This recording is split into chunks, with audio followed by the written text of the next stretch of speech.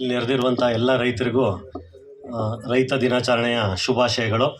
ವೇದಿಕೆ ಮೇಲಿರುವಂತಹ ಎಲ್ಲ ರೈತ ಮುಖಂಡರೇ ಹಾಗೂ ಎಲ್ಲ ಅಧಿಕಾರಿಗಳೇ, ಸೊ ಈ ದಿನ ರೈತ ದಿನಾಚರಣೆ ನಾವು ರೈತರದ್ದು ನಮ್ಮ ಭಾರತದಲ್ಲಿ ನಮ್ಮ ರೈತರ ಪರಿಸ್ಥಿತಿ ಏನಿದೆ ಫಸ್ಟ್ ತಿಳ್ಕೊಳ್ಳೋಣ.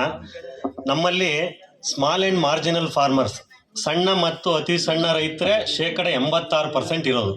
ಅಂದರೆ ಸಣ್ಣ ರೈತರು ಅಂದರೆ 1 ಹೆಕ್ಟೇರ್ಗಿಂತ ಕಡಿಮೆ ಇರೋರು, 2.5 ಎಕರೆಗಿಂತ ಕಡಿಮೆ ಇರೋರು. ಅತಿ ಸಣ್ಣ ರೈತರು ಅಂದರೆ 5 ಎಕರೆಗಿಂತ ಕಡಿಮೆ ಇರೋಂಥವ್ರು. 1 ಹೆಕ್ಟೇರ್ ಅಂದರೆ 2.5 ಎಕರೆಗಿಂತ ಕಡಿಮೆ ಇರೋರು ಅತಿ ಸಣ್ಣ ರೈತರು, 5 ಎಕರೆಗಿಂತ ಕಡಿಮೆ ಇರೋರು ಸಣ್ಣ ರೈತರು. ಸೊ ಇವರೇ 86% ಇದ್ದಾರೆ. ಇದು ಒಂದು ನಮ್ಮ ಕೃಷಿ ಪ್ರಧಾನ ದೇಶದ ಅಲ್ಲಿರುವಂಥ ರೈತರ ಸ್ಥಿತಿ. ಹಾಗೆ ನಮ್ಮ ಕೃಷಿಯಿಂದ ಎಷ್ಟು ಆದಾಯ ಬರ್ತದೆ ದೇಶದ ಆದಾಯಕ್ಕೆ ಅಂದರೆ, ಈಗ 100 ರೂಪಾಯಿ ಆದಾಯ ಬಂದರೆ ಕೃಷಿಯಿಂದ ಬರೋವಂಥದ್ದು 16ರಿಂದ 18%. 100 ರೂಪಾಯಿನಲ್ಲಿ 16ರಿಂದ 18 ರೂಪಾಯಿ ಬರುತ್ತೆ. ಅಂದರೆ ಪ್ರೈಮರಿ ಸೆಕ್ಟರ್ ಅಂತ ಏನು ಹೇಳ್ತೀವಿ ಇದು. ಸೆಕೆಂಡ್ರಿ ಸೆಕ್ಟರ್ ಅಂದರೆ ಇಂಡಸ್ಟ್ರಿಗಳಿದಾವಲ್ಲ, ಇದರಿಂದ 28 ರೂಪಾಯಿ ಆದಾಯ ಬರ್ತದೆ 100 ರೂಪಾಯಿನಲ್ಲಿ.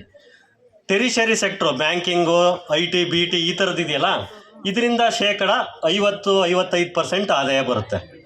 ಬಟ್ ವರ್ಕ್ ಫೋರ್ಸು ಈ ಕೃಷಿ ಮೇಲೆ ಎಷ್ಟು ಡಿಪೆಂಡ್ ಆಗಿದ್ದಾರೆ ಅಂದರೆ 45% ಕೃಷಿ ಮೇಲೆ ಡಿಪೆಂಡ್ ಆಗಿದ್ದಾರೆ. ವರ್ಕ್ ಫೋರ್ಸ್ ನಾವು ಏನು ಕೆಲಸ ಮಾಡ್ತೀವಲ್ಲ, 16% ಆದಾಯ ಕೊಡ್ತದೆ ಇದು ಕೃಷಿ ಅಂದರೆ ನಮ್ಮದೆಲ್ಲ ಕೃಷಿ ಇರ್ಬೋದು, ತೋಟಗಾರಿಕೆ ಇರ್ಬೋದು, ಅನಿಮಲ್ ಹಸ್ಬೆಂಡ್ರಿ ಇರ್ಬೋದು ಎಲ್ಲ.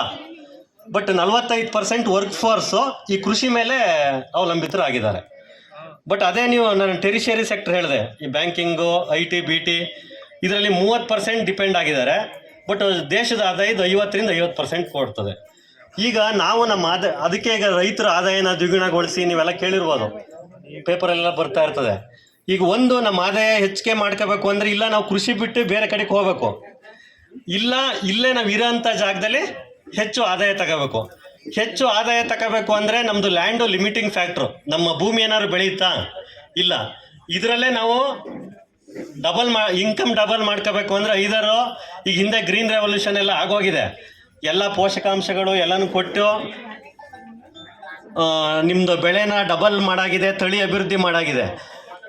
ಆದರೆ ಈಗ ಉಳಿದಿರೋಂಥದ್ದೇನು ಬೇರೆ ಈಗ ಹಾರ್ಟಿಕಲ್ಚರ್ ಇರ್ಬೋದು, ನಮ್ಮ ಅನಿಮಲ್ ಹಸ್ಬೆಂಡ್ರಿ ಇರ್ಬೋದು, ಇಂಥವನ್ನ ಅಳವಡಿಸ್ಕೊಂಡಾಗ ಮಾತ್ರ ನೀವು ಇರುವಂಥ ನಿಮ್ಮ ಫೆಸಿಲಿಟಿನಲ್ಲಿ ನಿಮ್ಮ ಆದಾಯನ ಹೆಚ್ಚು ಮಾಡ್ಕೊಳ್ಳೋದಕ್ಕೆ ಸಾಧ್ಯ. ನಮ್ಮದು ಅನಿಮಲ್ ಹಸ್ಬೆಂಡ್ರಿ ಆ್ಯಕ್ಟಿವಿಟೀಸ್ ಏನಿದೆ ಇದು ಕಾಂಪ್ಲಿಮೆಂಟ್ರಿ ಟು ಅಗ್ರಿಕಲ್ಚರ್. ಅಂದರೆ ಅದಕ್ಕೂ ಈಗ ಅದರಿಂದ ಬರೋಂಥ ಗೊಬ್ಬರ ನಿಮ್ಮ ಭೂಮಿಗೆ ಯೂಸ್ ಮಾಡ್ತೀರಿ, ಇದರಿಂದ ಬರೋಂಥ ಅಗ್ರಿಕಲ್ಚರ್ ಬರೋಂಥ ಬೈ ಪ್ರಾಡಕ್ಟ್ಸ್ನ ನೀವು ನಮ್ಮ ಪಶುಸಂಗೋಪನೆಗೆ ಯೂಸ್ ಮಾಡ್ತೀರಿ.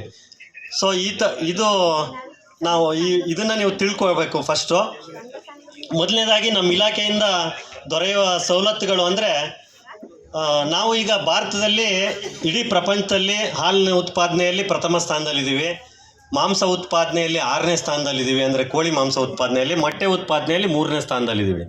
ಹಾಗೆ ನಮ್ಮಲ್ಲಿ ಯಾರು ಹಾಲನ್ನ ಉತ್ಪಾದನೆ ಮಾಡಿ ನಮ್ಮ KMF ಥ್ರೂ ಮಾರ್ಕೆಟ್ ಮಾಡ್ತಾರೆ ಅವ್ರಿಗೆ ಇಲ್ಲಿ ತನಕ ಸರ್ಕಾರ 5 ರೂಪಾಯಿ ಸಹಾಯಧನನ ನೇರವಾಗಿ ನಿಮ್ಮ ಖಾತೆಗೆ ನೀಡ್ತಾ ಬಂದಿದೆ.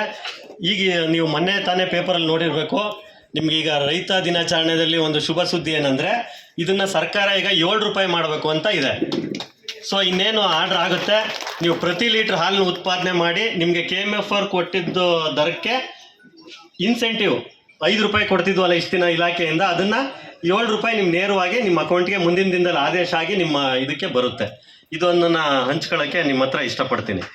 ಅದೇ ರೀತಿ ನಮ್ಮಲ್ಲಿ ದೊರೆಯುವಂಥ ಇನ್ನೊಂದು ಸವಲತ್ತು ಅಂತ ಹೇಳಿದ್ರೆ, ನಿಮ್ಮಲ್ಲಿ ಇನ್ಸೂರೆನ್ಸ್ ಇದ್ದರೆ ಈಗ ನೀವು ಇನ್ಸೂರೆನ್ಸ್ ಕ್ಲೈಮ್ ಮಾಡ್ಕೋಬೋದು. ಹಸುಗಳು ಸತ್ತು ಆಕಸ್ಮಿಕವಾಗಿ ಮರಣ ಹೊಂದಿದ್ರೆ, ಯಾವುದೇ ನಮ್ಮ ಹತ್ರ ಇನ್ಸೂರೆನ್ಸ್ ಇಲ್ಲ ಅಂದರೂ ಕೂಡ ಆಕಸ್ಮಿಕ ಮರಣ ಹೊಂದಿದ್ರೆ ನಮ್ಮ ಸ್ಥಳೀಯ ಪಶುವೈದ್ಯಕೀಯ ಸಂಸ್ಥೆಗೆ ತೆರಳಿ ಮರಣೋತ್ತರ ಪರೀಕ್ಷೆ ಮಾಡಿಸಿದ್ರೆ ನಿಮಗೆ 6 ತಿಂಗಳ ಮೇಲ್ಪಟ್ಟ ಎಲ್ಲ ಹಸು ಮತ್ತು ಎಮ್ಮೆಗಳಿಗೆ 15,000 ರೂಪಾಯಿ ಸರ್ಕಾರದಿಂದ ನಿಮಗೆ ಪರಿಹಾರಧನ ಸಿಗುತ್ತೆ. ಅದೇ ರೀತಿ ಕುರಿ ಮೇಕೆಗಳಿಗೆ 3ರಿಂದ 6 ತಿಂಗಳಕ್ಕೆ ಆಕಸ್ಮಿಕ ಮರಣ ಹೊಂದಿದಾಗ 5,000 ರೂಪಾಯಿ ಸಿಗುತ್ತೆ. 6 ತಿಂಗಳು ಮೇಲ್ಪಟ್ಟ ಕುರಿ ಮೇಕೆಗಳಿಗೆ 7,500 ರೂಪಾಯಿ ಸಹಾಯಧನ ಸಿಗುತ್ತೆ. ಇದು ನಿಮ್ಮ ಖಾತೆಗೆ ನೇರವಾಗಿ ಬರುತ್ತೆ. ಜೊತೆಗೆ ಈಗ ನಮ್ಮಲ್ಲಿ ಮೇವು ಕತ್ತರಿಸುವ ಯಂತ್ರನ ಕೊಡ್ತಾ ಇದ್ದೀವಿ. 50% ಸಹಾಯಧನದಲ್ಲಿ 34,000 ರೂಪಾಯಿ ದುಡ್ಡಾಗುತ್ತೆ. ಅದರಲ್ಲಿ 50% ಅಂದರೆ 17,000 ರೂಪಾಯಿ ನೀವು ರೈತರ ವಂತಿಕೆಗೆ ಬರ್ಸಿದ್ರೆ ಇನ್ನು 17,000 ರೂಪಾಯಿ ಸರ್ಕಾರನೇ ಭರಿಸಿ ನಿಮಗೆ ಅದೊಂದು ಸವಲತ್ತು ಕೂಡ ಈಗ ಚಾಲ್ತಿಯಲ್ಲಿ ಇರುವಂಥದ್ದು. ನೀವು ನಾನು ಆಗಲೇ ಹೇಳಿದೆ, ನಿಮ್ಮಲ್ಲಿರುವಂತಹ ಸವಲತ್ತುಗಳಿಗೆ ಆದಾಯನ ಹೆಚ್ಚಿಸ್ಕೋಬೇಕು ಅಂದರೆ ನಮ್ಮ ಪಶುಸಂಗೋಪನಾ ಚಟುವಟಿಕೆಗಳನ್ನ ಅಳವಡಿಸ್ಕೊಳ್ಳಿ ಅಂತ.